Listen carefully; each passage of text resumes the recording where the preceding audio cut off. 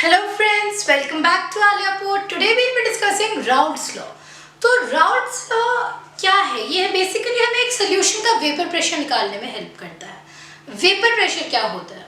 मान लो मेरे पास कोई क्लोज्ड कंटेनर है और उसके अंदर कोई लिक्विड, क्लोज्ड कंटेनर है मतलब ना और कुछ अंदर आ रहा है ना कुछ बाहर निकल रहा है, और यहाँ अंदर कुछ लिक्विड है।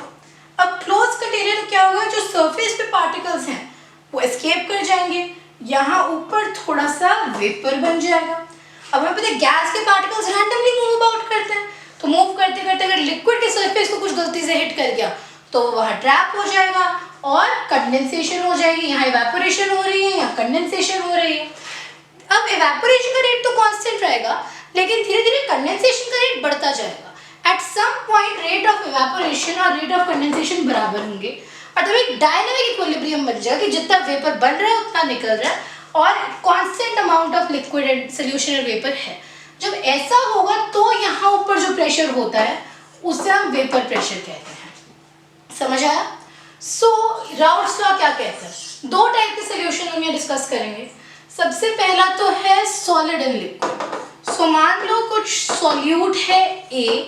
कैसा सॉल्यूट है? Non volatile. Non volatile solute मतलब ये सॉलिड से सीधा गैस नहीं बनेगा, सब्लिमेशन अंडरगो नहीं करेगा। जैसे आपका आयोडीन होता है, कैम्फर या कपूर होता है, जो सीधा सॉलिड से गैस बन सकता है। सॉल्यूट ए ऐसा नहीं होना चाहिए। Solute A should be non volatile, और ये मैंने डिसॉल्व किया है इन लिक्विड बी। इस लिक्विड बी का वेपर प्रेशर जो है प्योर लिक्विड बी का, वो मान लो PV नॉट है, और मैंने मिक्स ऐसे किया कि A की मोल फ्रैक्शन XA है और B की मोल फ्रैक्शन XB है।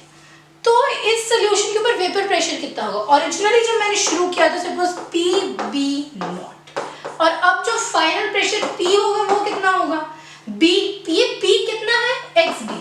सो PB नॉट, और इसका कॉन्ट्रीब्यूशन तो सिर्फ XB जा रहा है, बाकी XA जा रहा है सॉलिड A का।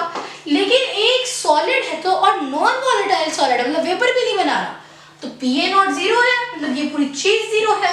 और एक्चुअली जो प्रेशर है वो PV नॉट इंटू XB है। अच्छा, वेपर प्रेशर में चेंज कितना आया यहाँ पे? शुरू किया था PV नॉट से और खत्म कितने से किया? PV नॉट इंटू XB से। अगर मैं रिलेटिव चेंज देखती हूँ, that is PV naught minus P upon PV not upon PV not, तो ये कितना बना? 1 माइनस XB।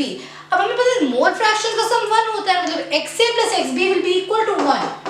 तो XA मतलब relative lowering of vapour pressure होती है mole fraction of solute. Similarly अगर मैं इसी को निकालूंगी PV naught minus P upon P, तो फिर ये कितना आएगा?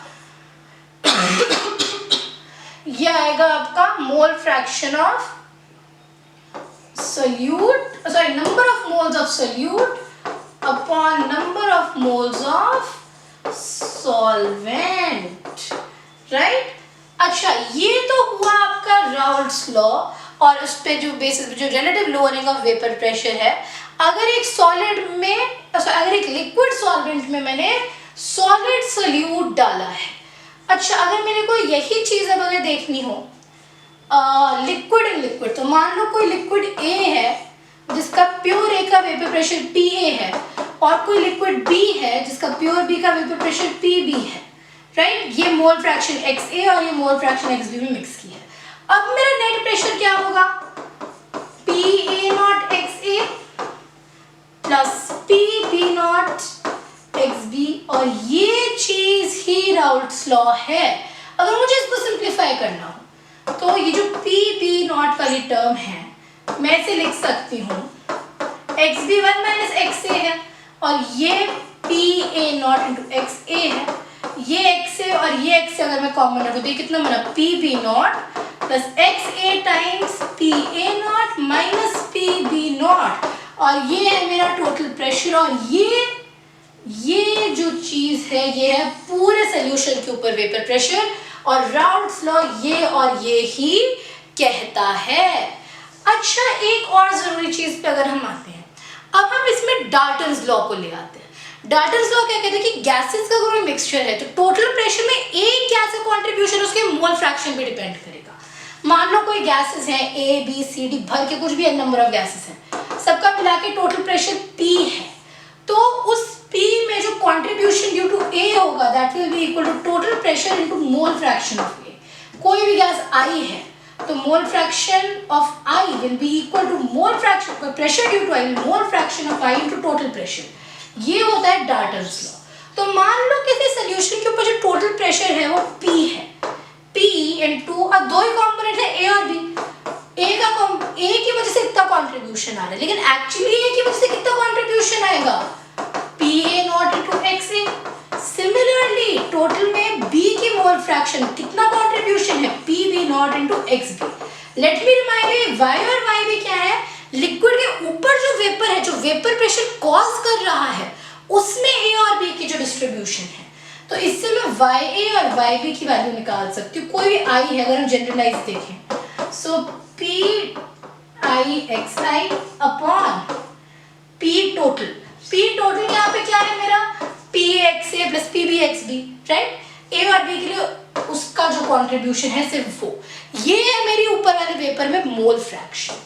अच्छा, मतलब मैं कह सकती हूँ मोल फ्रैक्शन XI कितना है YI upon PI naught into PT, और मेरे को पता है mole fraction of A plus mole fraction of B 1 है, मतलब YA upon PA naught plus YB upon PT naught sorry PB naught into total pressure will be equal to 1, मतलब this thing will be equal to 1 upon total pressure. ये एक और equation है जो आपको काम आने वाली है। एक और चीज, ऊपर वाले वेपर में लिक्विड A और लिक्विड B को कंपेयर अगर हमें करना हो कितने भरे पड़े हैं, सो YA अपॉन YB, मतलब ये क्या है मेरा PA not XA upon P total upon PB not XB upon P total. P total अगर मैं उड़ा दूं तो मतलब ये चीज ग्रेटर देन 1 कब होगी, जब ये चीज इससे बड़ी होगी। लेस देन 1 कब होगी, जब डिनोमिनेटर न्यूमरेटर से बड़ा होगा।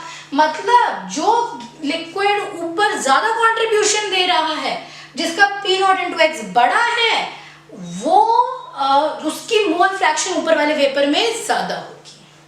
ठीक है, अच्छा एक और चीज मुझे डिस्कस करनी थी। हेनरीज लॉ हमें याद है क्या था? हेनरीज लॉ कहता है कि किसी भी जो प्रेशर है that is directly proportional to mole fraction. हमें ये प्रोपोर्शनैलिटी का साइन हटाने के लिए हमने एक हेनरीज कांस्टेंट लगाया था KH इनटू X, राइट। तो और हमें अब पता है कि P ड्यू टू A कितना है, P not A into XA। यहाँ P ड्यू टू A कितना था, हेनरीज कांस्टेंट इनटू XA।